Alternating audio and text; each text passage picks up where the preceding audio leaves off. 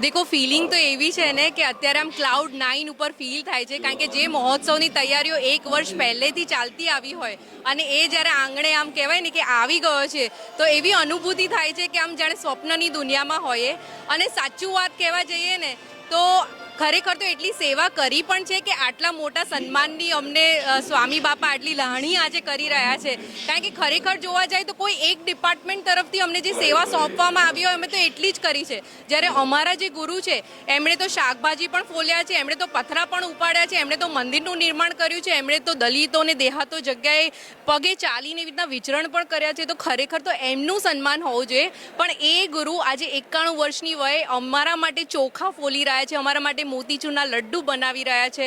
આજે આટલો ભવ્ય મહોત્સવ સન્માન સમારોહ 1 લાખ કાર્યકરોની વચ્ચે આજે ઉજવાઈ રહ્યો છે, ત્યારે ખરેખર એવું લાગે છે કે ખરેખર આના કરતાં મતલબ અમારા ગુરુ આના અસલી હકદાર છે. અમે તો આટલું કર્યું પણ નથી. તો ખરેખર અનુભૂતિ તો જે છે એ શબ્દોમાં વર્ણવી શકાય એવી નથી.